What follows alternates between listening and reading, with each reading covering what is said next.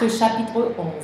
Les apôtres et les frères qui étaient dans la Judée apprirent que les païens avaient aussi reçu la parole de Dieu. Et lorsque Pierre fut monté à Jérusalem, les fidèles circoncis lui adressèrent des reproches en disant: « Tu es entré chez des incirconcis et tu as mangé avec eux. » Pierre se mit à leur exposer d'une manière suivie ce qui s'était passé. « J'étais dans la ville de Jopé et pendant que je priais, je tombai en extase et j'eus une vision. Un objet semblable à une grande nappe attachée par les quatre coins descendait du ciel et vint jusqu'à moi.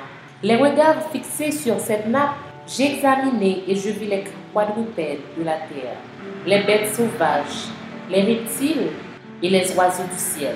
Et j'entendis une voix qui me disait: « Lève-toi, Pierre, tue et mange. » Mais je dis: « Non, Seigneur, car jamais rien de souillé ni d'impur n'est entré dans ma bouche. » Et pour la seconde fois, la voix se fit entendre du ciel: « Ce que Dieu a déclaré pur, ne le regarde pas comme souillé. » Cela arriva jusqu'à 3 fois, puis tout fut retiré dans le ciel. Et voici, aussitôt 3 hommes envoyés de Césarée vers moi se présentèrent devant la porte de la maison où j'étais. L'Esprit me dit de partir avec eux sans hésiter. Les 6 hommes que voici m'accompagnèrent et nous entrâmes dans la maison de Corneille.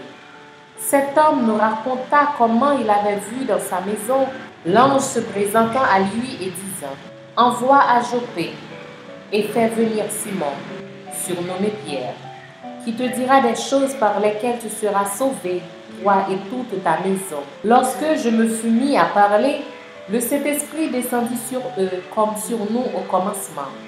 Et je me souvins de cette parole du Seigneur: « Jean a baptisé d'eau, mais vous, vous serez baptisés du Saint-Esprit. » Or, puisque Dieu leur a accordé le même don qu'à nous qui avons cru au Seigneur Jésus-Christ, pouvais-je, moi, m'opposer à Dieu? Après avoir entendu cela, ils se calmèrent et ils glorifièrent Dieu en disant: « Dieu a donc accordé la repentance aussi aux païens afin qu'ils aient la vie. »